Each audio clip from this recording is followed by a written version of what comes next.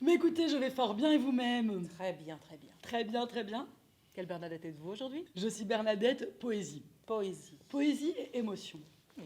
Voilà, en fait, j'ai envie de vous parler de ce petit recueil de poésie, Rouge Pute. Oh, c'est osé. J'ai envie de vous dire que cette autrice a osé. Et donc, Rouge Pute de Perrine Le Quérec. Elle a été dans un refuge qui accueille des femmes victimes de violences conjugales. Elle a travaillé avec ces femmes, recueilli leurs témoignages et en a écrit de la poésie. Voilà, car la poésie est à la fois en effet un style littéraire qui permet de parler d'amour, mais qui permet aussi de dénoncer, qui permet d'être éminemment politique. Et donc je vais vous lire, si vous en êtes d'accord, ma chère Bernadette. Je suis plus que d'accord, je suis même partante. De brefs extraits.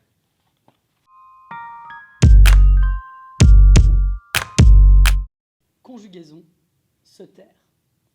Je me tais, ta gueule. Ils me tuent, nous nous taisons. Vous vous taisez, ils assassinent. Très fort. Et un autre. Profil bas. Profil bas. Ne provoque rien, ne dis rien invisible. La leçon, enseigne-la aux enfants. Ne faites pas de bruit, ne pleurez pas, ne l'énervez pas. Invisible. Devenez, restez, vivez. Pas un souffle, pas une larme, pas un cri. Ensuite les enfants sous le bras. Ensuite, j'ai pris la fuite. Ensuite, les enfants vont grandir. Ensuite, ne jamais leur dire du mal de lui. C'est leur père, c'est quand même leur père. Il a fait mal à maman, mais il vous aime. Ensuite, espérez qu'ils comprennent. Ensuite, affronter notre passé, leur regard, leurs cauchemars.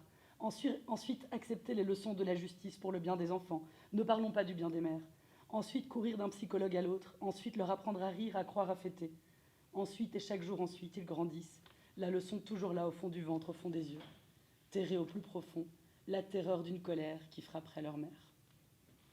Voilà, cela vous donne un petit aperçu. C'est un recueil qui est donc très fort. Cela me donne surtout envie. Et écoutez, cela me fait très plaisir et je vous le transmettrai avec joie. Merci et gardez beaucoup. le cœur bien accroché, mais c'est un magnifique témoignage. Eh bien, il faudra aussi le cœur bien accroché pour le roman dont je vais vous parler. Mais quelle Bernadette êtes-vous donc, ma chère Bernadette? J'allais vous le dire, je suis Bernadette solidaire. Oh. Oui, j'ai lu un roman magnifique qui s'appelle Les Vilaines et qui a été écrit par Camila Sosa Viada.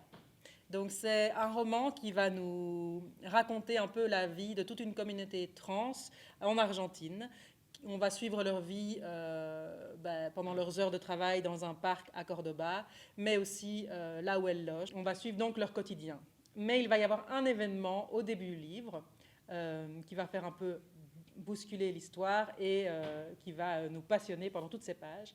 C'est que lors d'une nuit de travail, elles vont entendre du bruit dans les buissons du parc et elles vont y découvrir un bébé qu'elles vont décider de recueillir toutes ensemble et d'élever.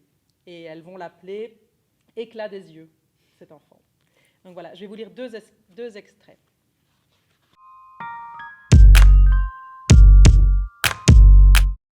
La nuit est profonde. Il gèle dans le parc. De très vieux arbres qui viennent de perdre leurs feuilles semblent adresser au ciel une prière indéchiffrable mais essentielle pour la végétation. Un groupe de trans fait sa maraude. Elles sont protégées par la futaie. Elles semblent faire partie d'un même corps, être les cellules d'un même animal. C'est comme ça qu'elles bougent, comme si elles formaient un troupeau. Les clients passent dans leur voiture, ralentissent quand ils voient le groupe, et parmi les trans en choisissent une qu'ils appellent d'un geste. L'élu accourt. C'est comme ça que ça se passe, nuit après nuit. Le parc Sacramento se trouve au cœur de la ville. C'est un vaste poumon vert avec un zoo et un parc d'attractions. La nuit, les lieux deviennent sauvages. Les trans attendent sous les arbres ou devant les voitures. Elles promènent leur charme dans la gueule du loup, devant la statue de Dante, la statue historique qui donne son nom à l'avenue. Chaque nuit, les trans surgissent du fond de cet enfer. Mais personne n'écrit à ce sujet. Elles jaillissent afin de faire renaître le printemps.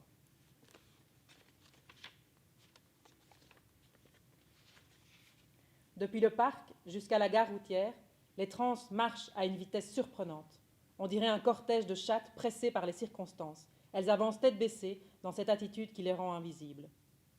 Elles se rendent chez Tante Encarna, la pension, qui est le paradis des Tantouses, l'endroit qui a accueilli tant de trans, les a cachées, protégées, leur a offert un refuge dans les moments de détresse.